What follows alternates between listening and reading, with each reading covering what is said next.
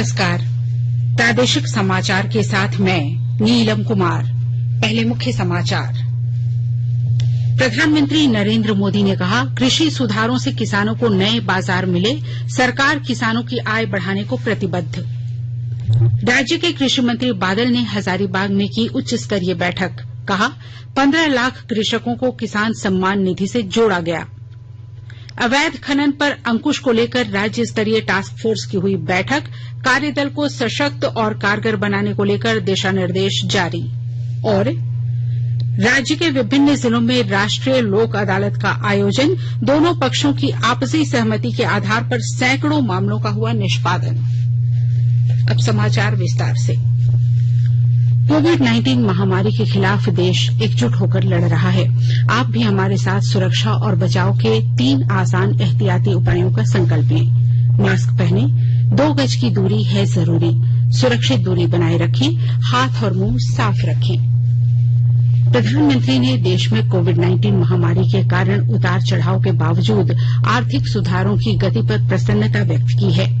आज नई दिल्ली में भारतीय उद्योग और वाणिज्य मंडल परिसंघ फिक्की की 93वीं बैठक में श्री नरेंद्र मोदी ने कहा कि आर्थिक संकेतकों से नई आशाएं जगी हैं और देश ने संकट के इस दौर में बहुत कुछ सीखा है। उन्होंने कहा कि इसका श्रेय उद्यमियों, नौजवानों, किसानों और सभी आम भारतीयों को दिया जा सकता है। आज जो इकोनॉमी के इंडिकेटर्स हैं, वो उत्साह बढ़ाने वाले हैं, हौसला बढ़ाने वाले हैं। संकट के समय देश ने जो सीखा है, उसने भविष्य के संकल्पों को और दृढ़ किया है। और निश्चित तौर पर इसका बहुत बड़ा श्रेय भारत के एंटरप्रेन्योर्स को जाता है, भारत की युवा पीढ़ी को जाता है, भारत के किसानों को जाता है। आज भारत का एग्रीकल्चर सेक्टर पहले से कहीं अधिक वाइब्रेंट हुआ है। आज भारत के किसानों के पास अपनी फसल मंडियों के साथ ही बाहर भी बेचने का विकल्प है। आज भारत में मंडियों का आधुनिकीकरण तो हो ही रहा है। किसानों को डिजिटल प्लेटफॉर्म पर फसल खरीदने बेचने का भी विकल्प दिया है। इन सारे प्रयासों का लक्ष्य यही है कि किसानों की आय बढ़े, देश का किसान समृद्ध हो। जब देश का किसान समृद्ध होगा तो देश भी समृद्ध होगा। राज्य के कृषि मंत्री बादल ने कृषि बजट को लेकर आज हजारीबाग में जनप्रतिनिधियों, किसान प्रतिनिधियों और विभागीय वरीय पदाधिकारियों के साथ बैठक की। बैठक में कई सुझावों पर चर्चा की गई। बाद में पत्रकारों से बातचीत में कृषि मंत्री ने कहा कि राज्य में 15 लाख नए किसानों को किसान सम्मान निधि से जोड़ने का काम किया गया है। साथ ही 6 लाख अन्य किसानों को भी इस योजना से जोड़ा जाएगा।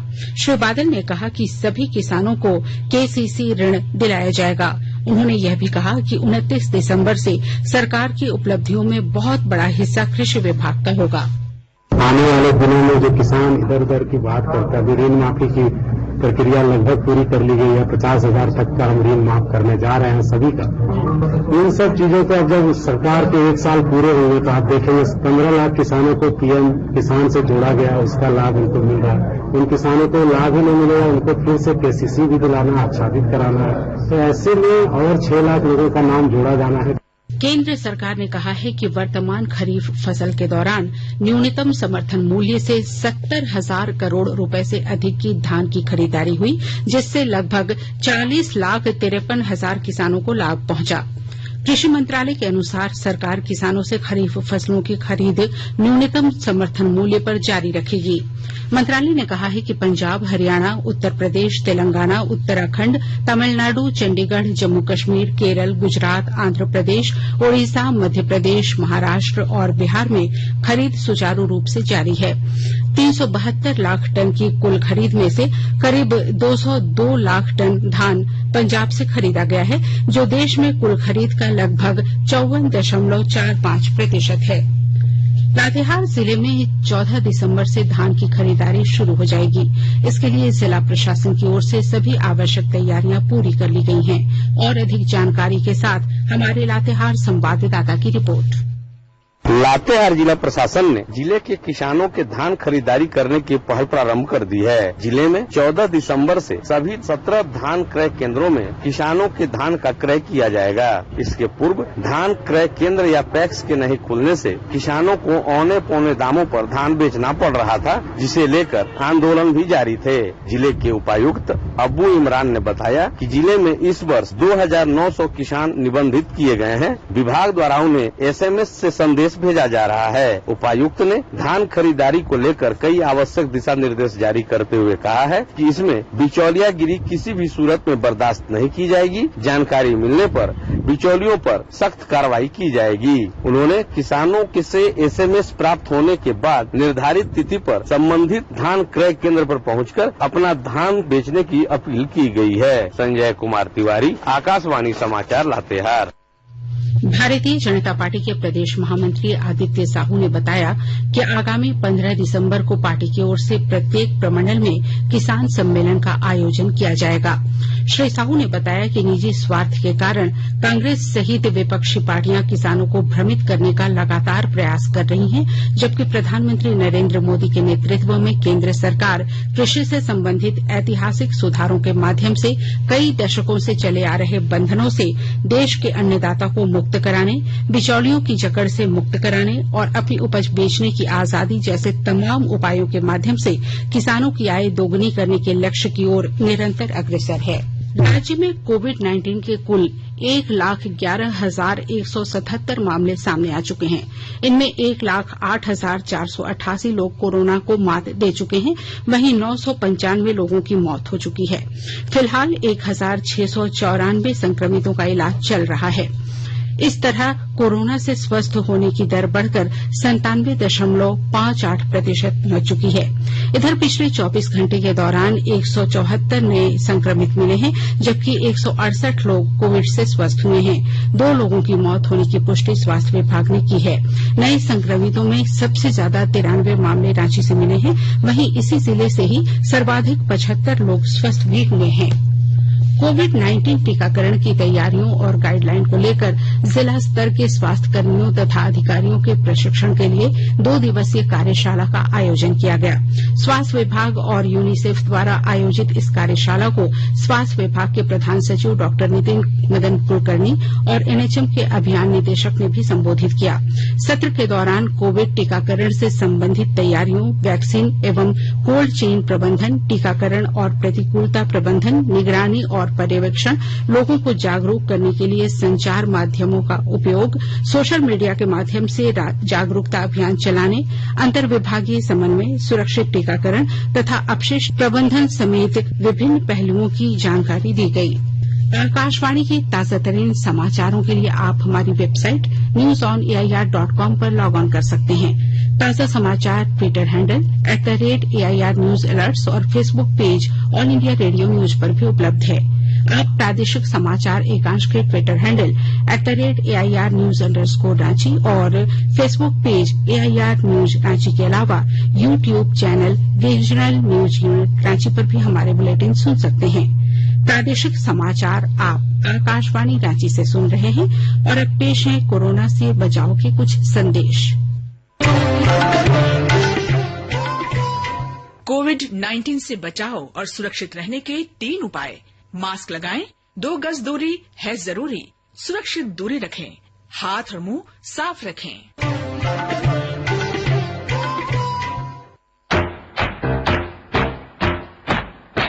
चलो मिलकर एक शुरुआत करें, चलो एक फैसला आज करें, मास्क नहीं तो टोकेंगे, कोरोना को रोकेंगे, चलो एक इरादा करते हैं, चलो कुछ वादा करते हैं, मास्क नहीं तो टोकेंगे, कोरोना को रोकेंगे। भारत सरकार द्वारा जनहित में जारी। राज्य में अवैध खनन पर अंकुश को लेकर आज खनन विभाग के सचिव के श्रीनिवासन की अध्यक्षता में राज्य स्तरीय टास्क फोर्स की बैठक हुई। इस बैठक में खान विभाग के निदेशक शिव शंकर सिन्हा के अलावा सभी जिलों के उपायुक्त, पुलिस अधीक्षक, वन प्रमंडल पदाधिकारी और जिला खनन पदाधिकारी उपस्थित थे। बैठक में अवैध खनन की रोकथाम के लिए की जा रही कार्रवाई, जिला स्तरीय टास्क फोर्स द्वारा विभिन्न विभागों के बीच आपसी समन्वय स्थापित करते हुए संबंधित विषयों पर की जाने वाली कार्रवाई, न्यायालयों में लंबित वादों और पारित आदेशों के अनुपालन समेत कई महत्वपूर्ण बिंदुओं पर चर्चा हुई। इसके अलावा जिला स्तरीय टास्क फोर्स को सशक्त और कारगर बनाने को लेकर आवश्यक उपायों के संबंध में दिशा निर्देश भी जारी किए गए। राज्य के विभिन्न जिलों में राष्ट्रीय लोक अदालत का आयोजन किया गया। इस दौरान दोनों पक्षों की आपसी सहमति के आधार पर सैकड़ों मामलों का निष्पादन किया गया। पाकुड़ जिले में व्यवहार न्यायालय परिसर स्थित न्याय सदन में आयोजित राष्ट्रीय लोक अदालत की अध्यक्षता प्रभारी प्रधान जिला एवं सत्र न्यायाधीश रमेश कुमार श्रीवास्तव ने की। जिले में गठित 5 बेंचों द्वारा 196 वादों का निष्पादन किया गया। इस दौरान 74,69,492 रुपए बकाया ऋण राशि का समझौता किया गया। इधर रामगढ़ जिले में भी आज नालसा द्वारा वर्चुअल माध्यम से राष्ट्रीय लोक अदालत का आयोजन किया गया, जिसमें विभिन्न विभागों से संबंधित करीब 160 मामले आए हुए थे। इस मौके पर जिला एवं सत्र न्यायाधीश निकेत कुमार सिन्हा ने बताया कि आने वाले दिनों में जब तक कोरोना काल रहेगा, तब तक ऐसे ही लोक अदालत का वर्चुअल माध्यम से आयोजन और निष्पादन होगा।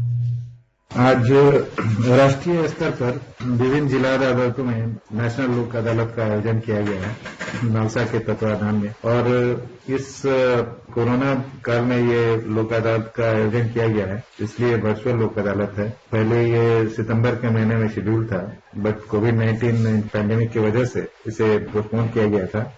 इस लोक अदालत में क्रिमिनल कंपाउंडेबल केसेस जो है और सिविल केसेस जिनमें एलिमेंट ऑफ सेटलमेंट है, और मैट्रिमोनियल मैटर्स जो दोनों पक्ष जिनको सुलह के आधार पर समाप्त करना चाहते हैं, उनको टेकअप किया गया है। इसके लिए तैयारी पहले से की गई है। इसके लिए प्री लोक अदालत सेटिंग्स भी अरेंज किए गए। उन लोगों ने दोनों पक्षों से पहले से भी बात कर रखा है।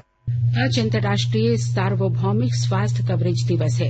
यह दिन स्वास्थ्य सुविधाओं को हर किसी की पहुंच के दायरे में लाने की आवश्यकता के बारे में लोगों और संस्थाओं को जागरूक करने के लिए मनाया जाता है। केंद्रीय स्वास्थ्य मंत्री हर्षवर्धन ने वीडियो कॉन्फ्रेंसिंग के माध्यम से इस अवसर पर आयोजित एक समारोह की अध्यक्षता की। उन्होंने कहा कि वैश्विक महामारी के मद्देनजर इस वर्ष का विषय है सबके लिए स्वास्थ्य, सबको सुरक्षा। श्री हर्षवर्धन ने कहा कि स्वास्थ्य के क्षेत्र में और अधिक निवेश की आवश्यकता है। उन्होंने कहा कि कोरोना महामारी को देखते हुए मजबूत स्वास्थ्य के लिए देखभाल व्यवस्था और जरूरी हो गई है। लोहरदगा जिले के पुलिस अधीक्षक ऑपरेशन विवेकानंद सिंह का वाहन आज दुर्घटनाग्रस्त हो गया। इस सड़क दुर्घटना में एसपी घायल हो गए। इसके अलावा उनके पुत्र और अंगरक्षक को भी गंभीर चोट आई है।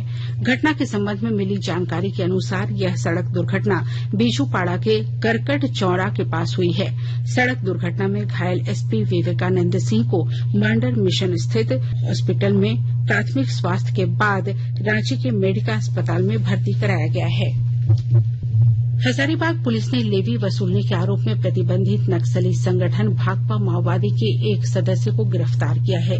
जिले के पुलिस अधीक्षक कार्तिक एस ने बताया कि गिरफ्तार नक्सली के पास से संगठन का एक लेटर पैड, 3 मोबाइल समेत कई सामान जब्त किए गए हैं।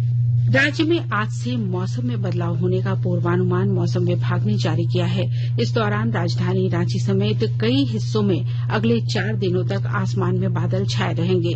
कई इलाकों में गर्जन के साथ बारिश भी हो सकती है। इस वजह से अधिकतम तापमान में गिरावट आएगी और ठंड बढ़ेगी।